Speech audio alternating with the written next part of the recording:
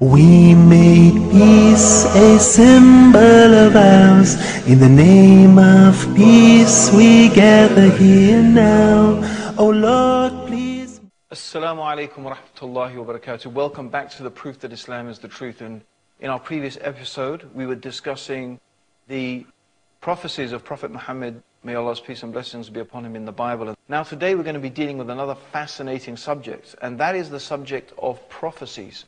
Now, we mentioned in our previous episodes how the Bible, in both Deuteronomy 18:18 and also in Isaiah and also in the Gospel of John, in those passages we quoted, that the Comforter, the Paraclete, Ahmed, the Prophet Muhammad sallallahu alaihi wasallam, that Prophet, he will foretell them of things to come.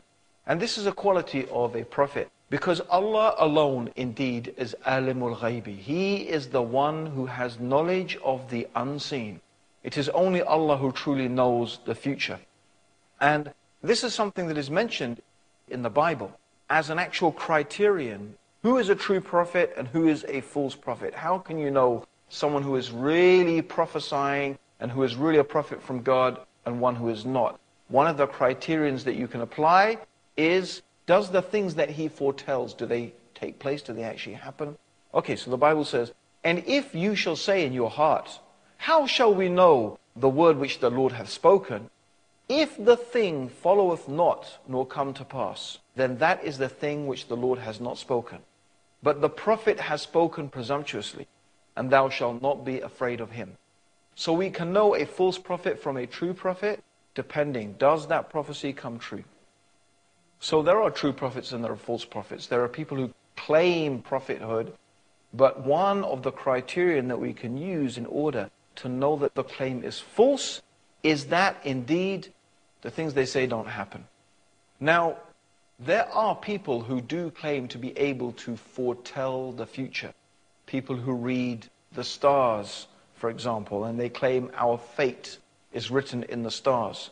Muslims do not believe this. We do not believe our fate is written in the stars, nor do we believe that a gathering of stars in any particular shape or form has any impact upon your fate whatsoever. There is no scientific evidence for that. Whether there's some other thing, well, we don't believe it as Muslims anyway. Your fate is determined by Allah. That is the one who has determined our fate. And it is only Allah who knows the future. No soothsayer and no prophesier except someone who is receiving revelation from Allah can tell us accurately about the future.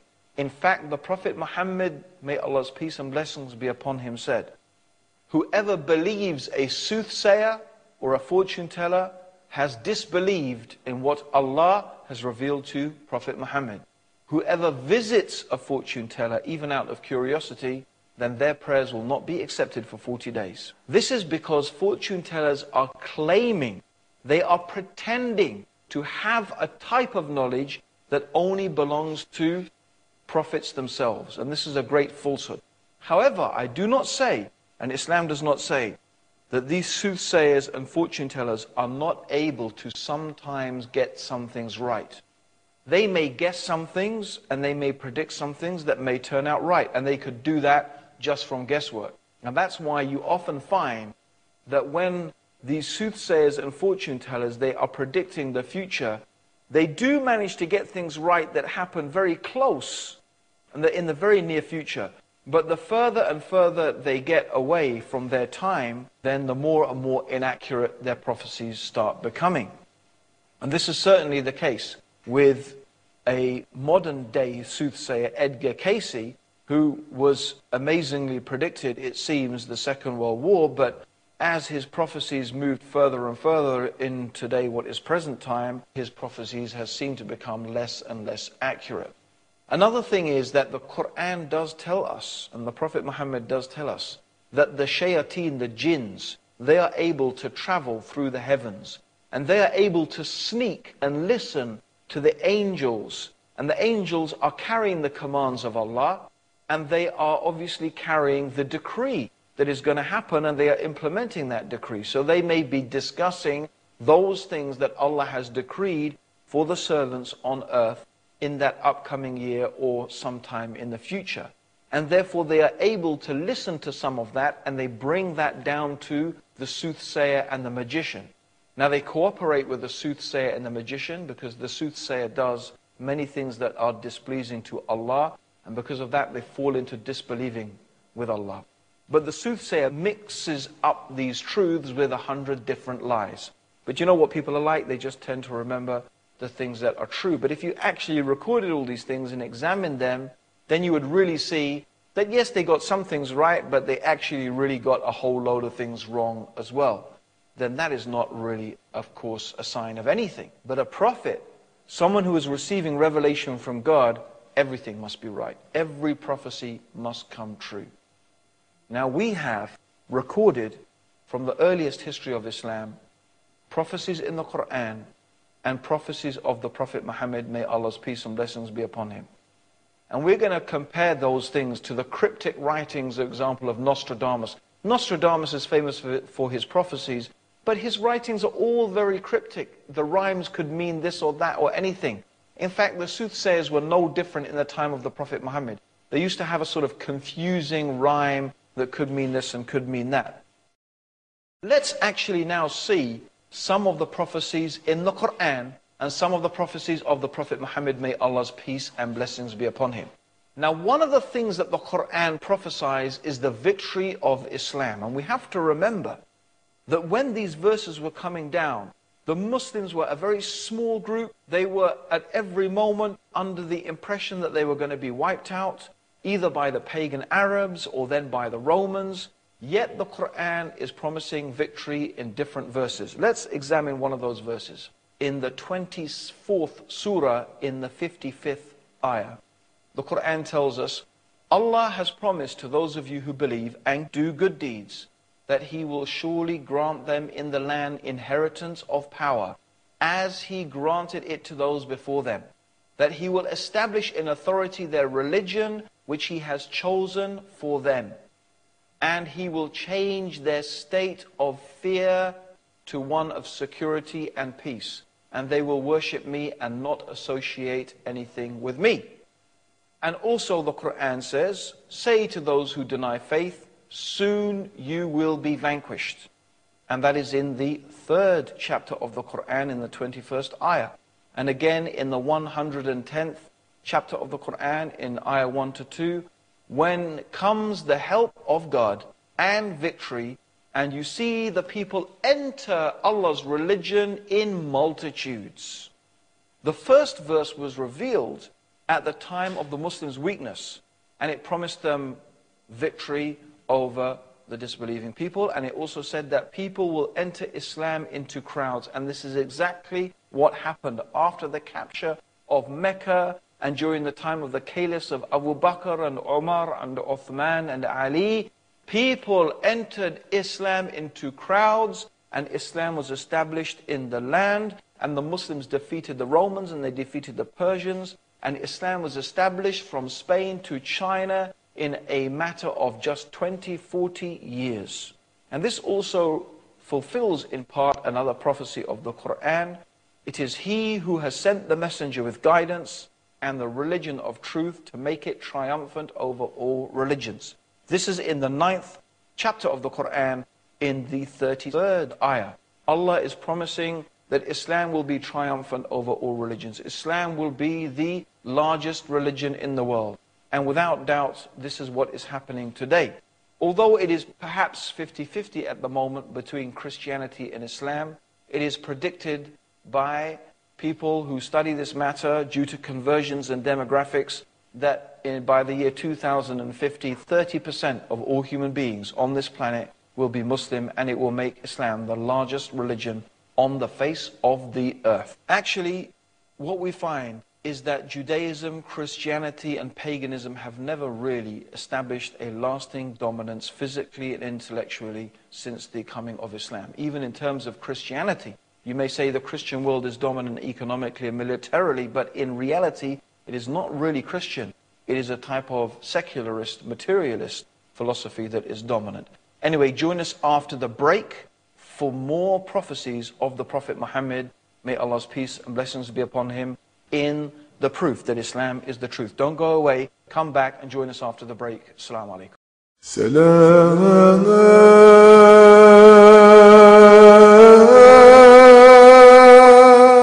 Assalamu alaikum wa rahmatullahi wa barakatuh. Welcome back to the proof that Islam is the truth, where we are talking about the prophecies of the Prophet Muhammad, may Allah's peace and blessings be upon him. We talked about how Islam is going to be the dominant religion. Indeed, it is becoming that. It is that. And we mentioned about how Islam until today is growing, and that how the Quran was promising the Muslims victory even though they were so small and they were so weak. Also, there is another prophecy in the Quran, in the 30th chapter of the Quran, in the verses 1 to 7. A very interesting prophecy. The Roman Empire has been defeated in a land close by. This is what the Quran is saying. But they, even after this defeat, will gain victory in a few years. Allah's is the command in the past and in the future. On that day shall the believers rejoice with the help of Allah. He helps whom He wills. Allah is the mighty and the most merciful. It is the promise of Allah. Allah never breaks His promise, but most men do not understand.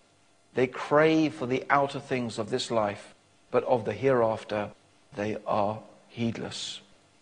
Now, the Eastern Roman Empire, the Byzantine Empire, had for many years been fighting the Persian Empire, and they suffered a massive defeat at the hands of the Persians, who captured Jerusalem in the year 614 of the Christian era. And after that, Egypt fell, and then Syria fell.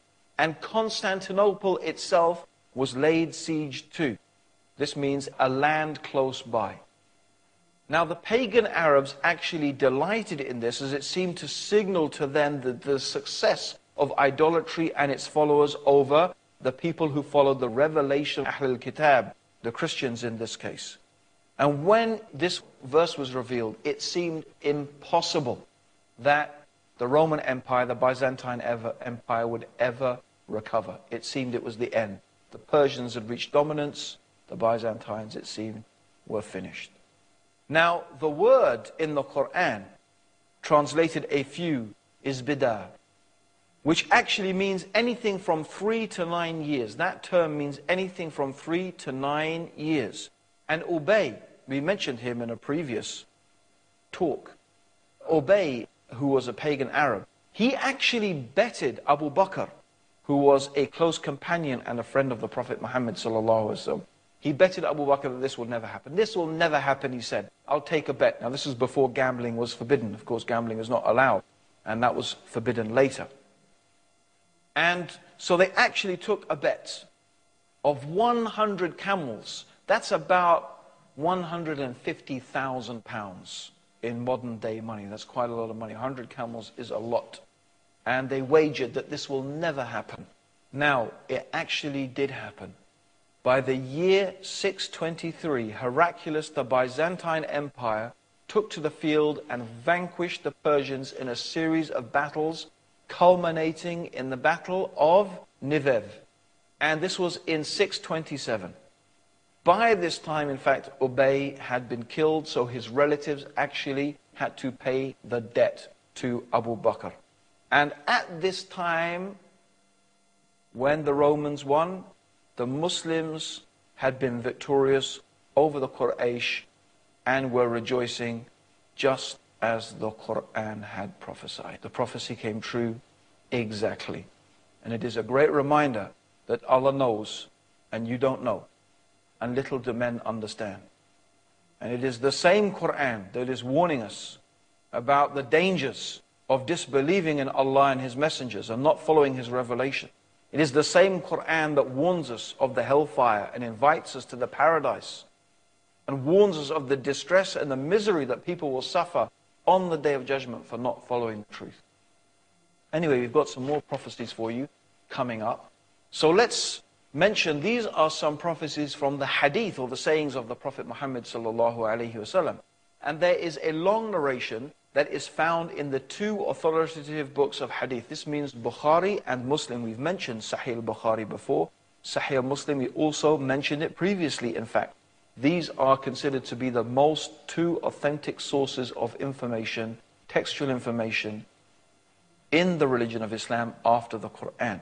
Now, according to this long hadith, the Prophet Muhammad was sitting in a garden, and Uthman ibn Affan walked in, and the Prophet asked Abu Musa Ash'ari, who was with him, to inform him of the good news of paradise. So to tell Uthman of the good news of paradise.